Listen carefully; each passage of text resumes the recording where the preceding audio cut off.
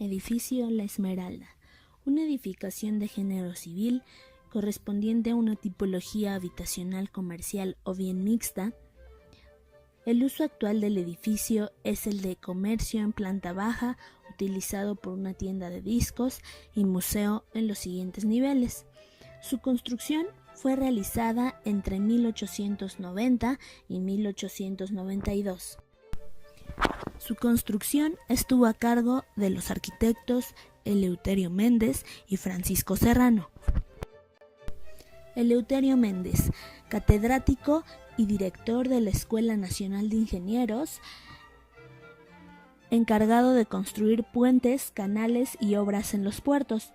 Entre sus obras principales se encuentran la Droguería Universal, el Castillo Miravalle, la Esmeralda y la bóveda de la escalera de Palacio de Minería. Francisco Serrano fue ingeniero de caminos, puentes y canales. También trabajó con el ingeniero José de la Lama y fue proyectista y constructor independiente. Entre sus obras principales se encuentran la Esmeralda, el edificio para la Compañía Bancaria de Obras y Bienes Raíces, hoy conocido como Edificio París, el Palacio Legislativo de Michoacán, antes Casa MacGregor, y la Casa Mier Cuevas. La Esmeralda se encuentra ubicado en una de las esquinas más icónicas del centro histórico, en el entronque de la calle Isabel la Católica, antes calle Espíritu Santo, y la calle Francisco y Madero, antigua calle de Plateros. Contexto histórico. Durante el Porfiriato, de 1890 a 1910, surgen este tipo de instalaciones comerciales que aún podemos ver en el centro de la ciudad. La joyería fue fundada en 1864 como corresponsal de una joyería parisina. En el año de 1890 fue mudada a otro local con la finalidad de construir el nuevo edificio que se conserva hasta la actualidad, siendo este inaugurado el 27 de noviembre de 1892 por el entonces presidente Porfirio Díaz. El edificio La Esmeralda fue uno de los primeros edificios privados que integraron un reloj a su fachada. También fue la más importante joyería de México en las primeras décadas del siglo XX. La Esmeralda, que perteneció a dos judíos de apellidos Hauser y Sibi, era en donde se podían adquirir obras de arte, joyas, relojes, cajas de música y finísimas piezas decorativas, pues además era la agencia de orfebrería Christophe y la cristalería Baccarat. El edificio fue construido con arreglo a los principios del Renacimiento. Consta de 3 secciones: la planta baja, que sirve de despacho a la joyería. En el siguiente nivel estuvo destinado a una exposición de bronce y objetos de arte, y en los niveles superiores habitaban los dueños y empleados superiores de la casa. Fue uno de los primeros edificios de este tipo, es decir, dedicados al comercio de su época, una construcción privada en donde también vivían los dueños de la misma.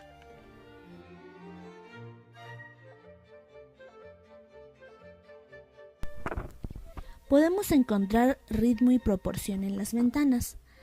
Del lado derecho hay 5 ejes compositivos y del lado izquierdo hay 3 ejes compositivos. La fachada está separada por 3 cuerpos, jerarquizándose principalmente por la entrada en pan coupé, permitiendo así la fácil accesibilidad al edificio. Los elementos decorativos son iguales en las fachadas laterales, y en estas podemos encontrar que en la parte superior del edificio, donde se encuentra la terraza, encontramos figuras ovales. Rodeando la terraza se encuentra un barandal de herrería forjada. además de campanas situadas arriba de las figuras ovales.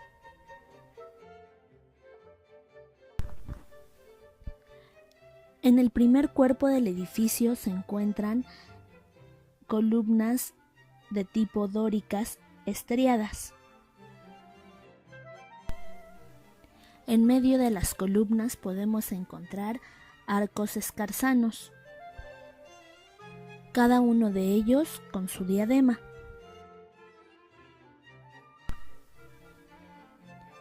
En la parte inferior frontal del arco está la protección de herrería con hierro forjado. Debajo de las columnas podemos observar los mascarones, cada uno de ellos con su respectiva repisa. Debajo de las repisas se observan que cada uno tiene mútulos de consola. Bajando de nivel, separando el primer cuerpo del segundo, se encuentra una cornisa. Y debajo de ella vemos su moldura de coronamiento de consola. Siguiendo el eje de las columnas, debajo del primer cuerpo, encontramos tímpano con elementos estriados.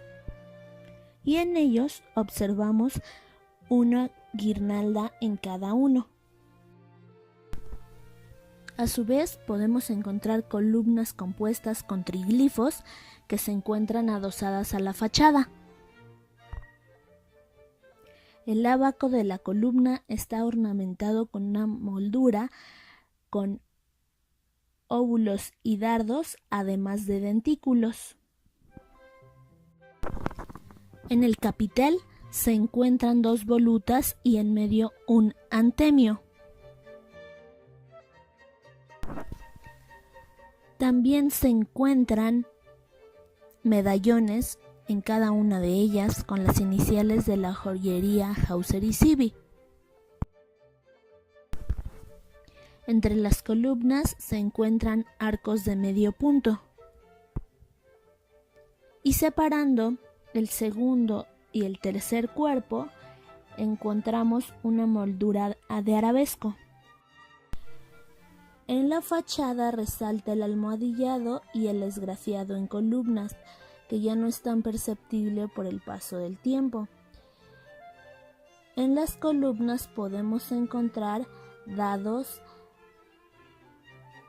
con tesela de mármol.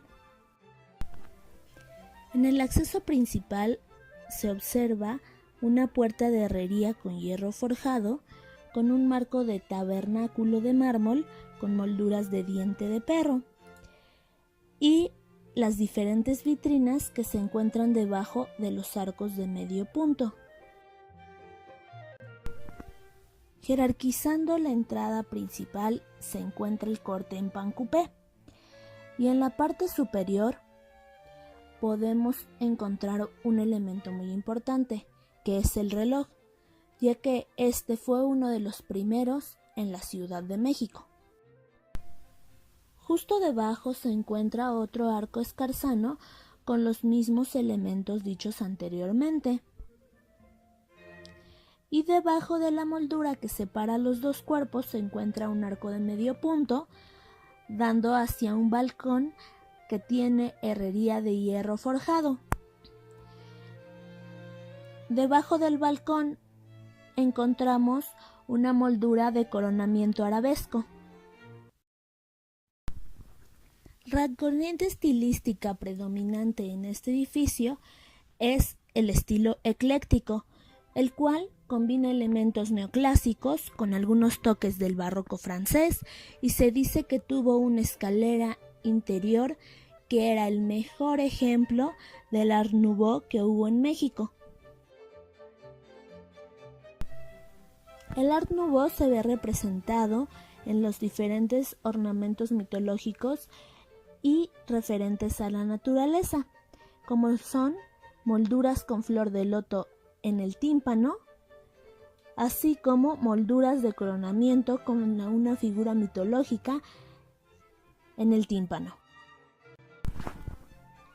El barroco francés se denota en el almohadillado de la fachada y en las molduras arabescas. El neoclásico se denota en las columnas adosadas a la fachada, y encontramos otra muestra de Art Nouveau en la moldura de coronamiento arabesco que se encuentra en la fachada. Este edificio fue uno de los primeros realizados en la ciudad con hierro. Entre los materiales utilizados tenemos la herrería de hierro forjado, el mármol, las columnas de hierro aparente en el interior y la cantera. Se dice que la estructura es reforzada con acero estructural para aligerar el edificio, y posiblemente el sistema de bóvedas invertidas en la cimentación. En lo arquitectónico, las influencias del eclecticismo combinado con los demás estilos no son determinantes en el resultado general del proyecto.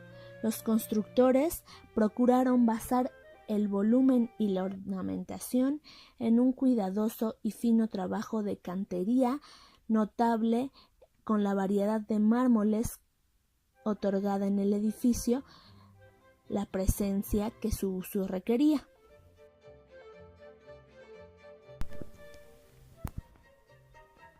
En cuanto al emplazamiento de la joyería, se destaca por estar en una de las principales calles del centro histórico. Actualmente es la principal calle peatonal hacia el Zócalo de la Ciudad de México. También podemos ver que se encuentra en uno de los principales corredores comerciales, teniendo en cuenta que está cercano a varias edificaciones importantes, como lo son el Casino Español, la aduana, la Casa de Moneda, el Teatro Nacional, entre otros. La Esmeralda funcionó como joyería durante la primera mitad del siglo XIX e incluso contó con una sucursal en la ciudad de Guadalajara. A lo largo del siglo XX sufrió cambios diversos en su uso, pues en los años 60 funcionó como oficinas de gobierno. Entre 1970 y 1980 fue la sucursal del Banco del Valle de México y del Banco Minero Mercantil. En la década de los 90 fue una discoteca de nombre La Opulencia. Fue aquí donde el edificio sufrió la mayoría de los destrozos, por lo que en el año 2000 se inicia su proceso de restauración y recuperación, con el fin de recibir y mostrar al público las colecciones de Carlos Monsiváis, nombrándolo Museo del Estanquillo, nombre que se le da debido a que anteriormente existían tiendas que se dedicaban a la venta de artículos variados y así se les llamaba. El trabajo de restauración se realiza en dos etapas. En la primera se intervienen las fachadas con sus frisos, cornisas, pilastras y ornamentos, y en la segunda etapa de la obra se llevan a cabo los trabajos arquitectónicos y de ingeniería a fin de crear espacios confortables para el usuario. El Museo del Estanquillo actualmente cuenta con 3 salas de exhibición en las que se muestran diferentes exposiciones con las colecciones de Carlos Monsiváis, una sala de lectura con más de 2,000 libros con temáticas especializadas principalmente en la historia de México y la literatura y bellas artes, el área de oficinas, un salón para eventos, un espacio para impartir talleres y finalmente la terraza, en la que de manera periódica se realizan presentaciones editoriales y actividades culturales con un marco escenográfico impactante.